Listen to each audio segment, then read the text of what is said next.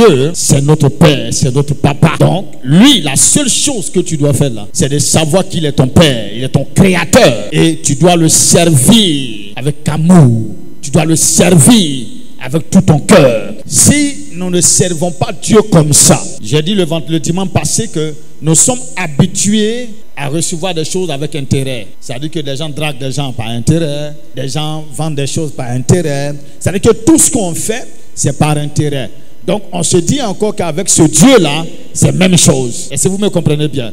Et le Saint-Esprit me dit, il dit, vous avez mal enseigné des gens. Donc ça fait qu'aujourd'hui, pratiquement, dans tout ce qu'on appelle église, que ce soit dans cette nation ou partout, c'est comme ça les gens ont une mentalité. Viens à l'église, tu vas te marier. Viens à l'église, tu vas avoir travail. Viens à l'église. Donc les gens sont mal nés. Donc dans la naissance de la maison de Dieu, il y a ceux qui sont nés par césarienne. Il y a aussi même c'est des avortons. C'est-à-dire eux ils viennent en même temps après pas. Il y a d'autres même, c'est-à-dire la manière de naître, cela dépend comment on t'a annoncé.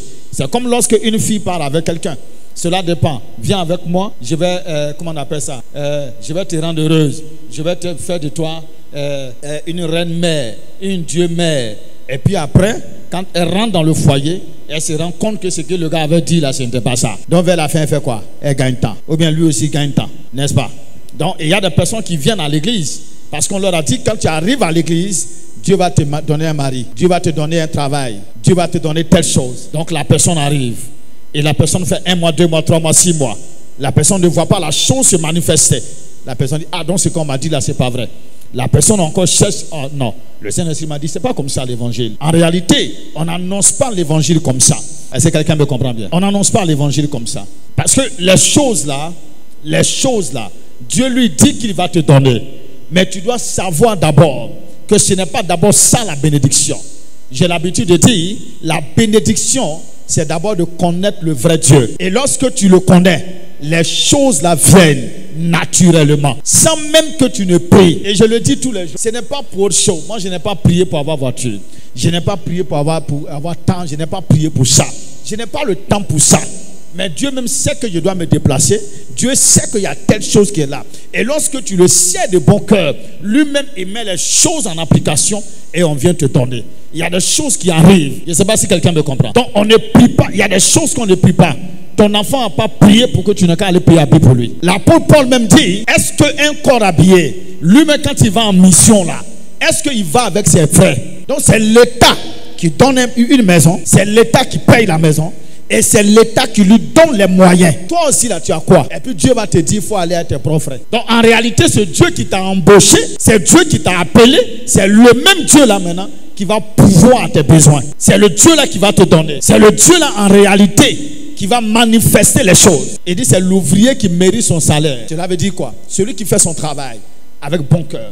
C'est la personne là que le Dieu il manifeste les choses pour donner. Est-ce que je te parle ce matin? Écoute-moi, si c'est pour venir à l'église pour avoir voiture, c'est qu'on a échoué. Parce qu'il y a des gens qui sont dans le monde là. Voiture même qu'ils ont là, les chrétiens même n'ont pas. Maison que les gens là ont là, chrétiens même n'ont pas. Donc si c'est ça qui est bénédiction, c'est qu'on a échoué. Ça c'est pas d'abord la bénédiction. Ça c'est les choses. Et ça Dieu te donne les choses pour que quand on te voit, on te respecte. C'est pour ça que Dieu te donne. Donc Dieu, il va te donner ça. Mais à une condition, c'est que ce que tu vas faire, fais-le avec bon cœur. Tout ce que tu vas faire. Toi, tu veux adorer Dieu avec quel cœur? Tu donnes l'argent avec quel cœur? La manière dont quand tu es en train de donner là, est-ce que c'est avec un bon cœur? Si ce n'est pas avec un bon cœur que tu donnes à Dieu, tout ce que tu fais, c'est zéro. Il y a des gens aussi qui veulent donner parce qu'ils veulent qu'on dise que c'est eux qui donnent. Non, on ne donne pas par concurrence. Dieu aussi regarde ton cœur et connaît l'état de tes pensées. Quand tu le fais, Dieu ne te donne rien. Tu ne reçois rien.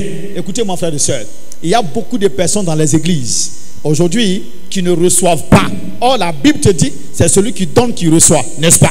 Mais pourquoi est-ce que dans les églises, les gens donnent et puis ils n'ont rien? Pourquoi? Parce qu'en réalité, ils donnent avec la mentalité de commerçant. Il faut savoir qu'il y a une entité qui est Dieu, que tu adores. Il faut savoir que c'est à lui que tu donnes. La seule chose que tu dois comprendre, même pour venir à l'église, on ne doit pas te forcer. Pour venir à l'église, on ne doit pas te forcer du tout. Tout ce que tu vas faire, tu dois le faire avec un bon cœur. Il y a beaucoup de maladies parce que vos cœurs là sont sales, bizarres. Cœur gondolé, penché. Il y a cœur étouffé. Donne avec un cœur sincère, avec un cœur vrai, avec un beau cœur, avec une bonne mentalité. Tu dois te dire, si je suis en train de faire un sacrifice pour Dieu. Deutéronome 6, le verset 5. Oui. Tu aimeras l'Éternel ton Dieu. Et alors il dit, tu aimeras, ça c'est le commandement de Dieu. Il dit, tu aimeras l'Éternel quoi?